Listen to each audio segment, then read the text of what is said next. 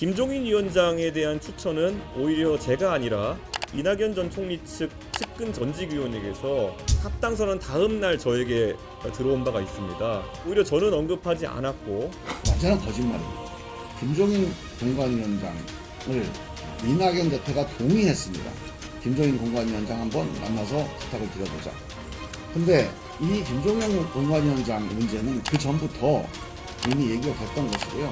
그러면 이준석 대표가 한번 연락을 해줄 수 있겠느냐 해서 근 2, 3일 내 정도 시기에 제가 김종인 위원장 쪽에 의사타진을 해보려고 한 적이 있습니다. 그보다 한 이틀 정도 빠른 시점에 이낙연 대표님께서 김종인 위원장과 사석에서 만나신 것으로 제가 전해 들었습니다. 그 선거운동은 이준석 정권, 공천권은 김종인 정권, 이렇게 해서 이낙연을 지워버리는 것이 기본적인 목적이었던 거죠. 처음에 이준석 대표가 공관위원장을 함익병실을 제안을 하더라고요. 저는 그런 생각을 했습니다. 아, 이준석 대표가 생각은 좀 톡톡 튀는구나. 알고 보니까 그게 김종인 위원장이 제안을 했던 거더라고요. 저희가 오히려 생각했던 전략은 신선한 인물로 아니면 정치에 때묻지 않은 인물로 저희 가보는 게 어떻겠느냐. 더더욱 그런 의미에서 김종인 위원장을 중심으로 뭐 어떻게 하겠다는 설 자체가 모순입니다. 여러분들께서 조금 정확하게 사실관계를 파악하기 위해서 꼭 설명을 드릴게 이제 김종인 공관위원장 문제입니다. 오늘 언론 보도를 보니까 이준석 대표가 김종인 공관위원장은 그쪽에서 제안한 거다 이런 얘기를 해요. 완전한 거짓말입니다. 김종인 공관위원장을 이낙연 대표가 동의했습니다. 김종인 공관위원장 한번 만나서 부탁을 드려보자. 근데 이 김종인 공관위원장 문제는 그 전부터 이미 얘기가 됐던 것이고요. 처음에 이준석 대표가 공관위원장을 함익병실을 제안을 하더라고요. 그래서 함익병실은 좀 뭐 여러 가지 구설수도 있고 해서 어렵겠다라고 다른 분들이 다 반대를 하고 끝났는데 저는 그런 생각을 했습니다. 아, 이준석 대표가 상당히 참 생각은 좀 톡톡 튀는구나. 어떻게 그런 사람을 공관위원장으로 하자고 했을까? 상당히 뭐 적절하진 않지만 좀 뭔가 새로운 면은 있다 이렇게 생각을 했는데 알고 보니까 그게 김종인 위원장이 제안을 했던 거더라고요. 그러니까 그 전부터 아마 그런 얘기가 있었고 김종인 위원장이 다른 자리에서 이낙연 대표가 없어야 자기가 할 수 있다 이런 얘기를 해요. 그래서 지난 주말에 있었던 이 모든 얘기 여러 가지 공방의 근본은 이낙연 대표를 어떻게든지 밀어내는 게 핵심입니다. 다 지역구 출마하자. 그래서 빨리 광주 가라. 이 얘기고요. 그 다음에 선거운동 정권을 나한테 줘라. 그럼 이낙연은 실권이 없으니까 그 다음에 마지막으로 공천관리위원장으로 김종인 대표를 하자. 근데 이분은 정권을 안 주면 안 온다. 그러니까 정권을 내놔라. 그 선거운동은 이준석 정권, 공천권은 김종인 정권, 그리고 이낙연은 그냥 어디 지역구 출마. 이렇게 해서 이낙연을 지워버리는 것이 기본적인 목적이었던 거죠.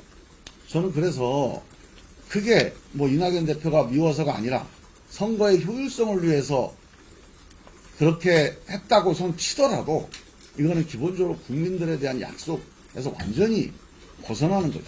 김종인 위원장에 대한 추천은 오히려 제가 아니라 이낙연 전 총리 측 측근 전직위원에게서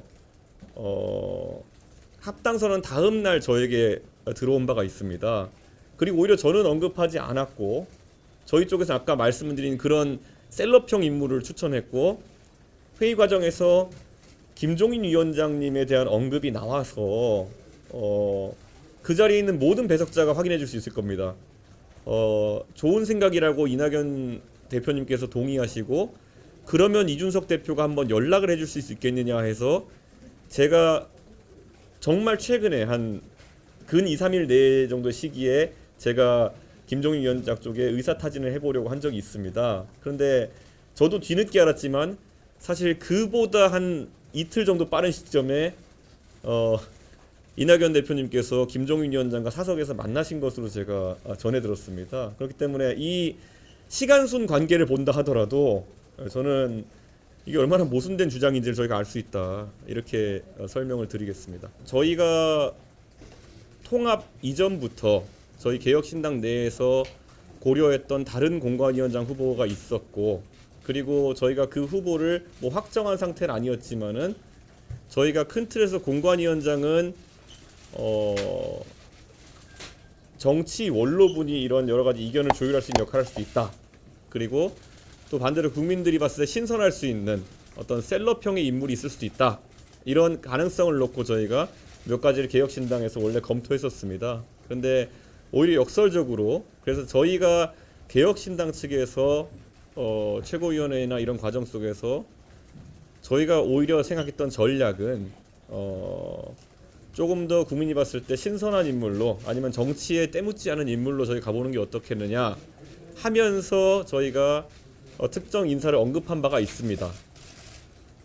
그래서 뭐 저희가 지금까지 그분의 뭐 명예나 아니면 여러 가지 사회적 그 활동을 고려해서 저희는 이런 걸 오픈하거나 하지 않았습니다. 그런데 오늘 김종민 의원님께서 어떤 연유인지 모르겠지만은 원래 여의도에서 뭐 인선에 있어 가지고는 최대한 만약 불발된 인선인 경우에는 그런 인사의 이름을 언급하거나 하는 것을 자제하는 것이 원칙인데 무슨 주장을 하시기 위해서 그런 이름들을 공개하셨는지 모르겠지만은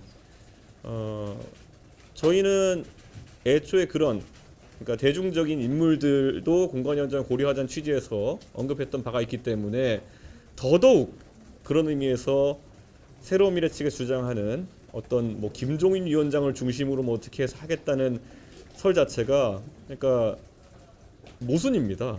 예. 아까 김종민 의원님께서 말씀하셨던 그런 인사를 저희가 추천했다고 언급하시면서 한편에서는 또 이것이 김종인 위원장을 통한 모종의 어떤 움직임이다라고 하시는 것은 그 자체로 자기 모순이기 때문에 제가 더 어떤 설명을 드릴 필요는 없을 것으로 보입니다. 예.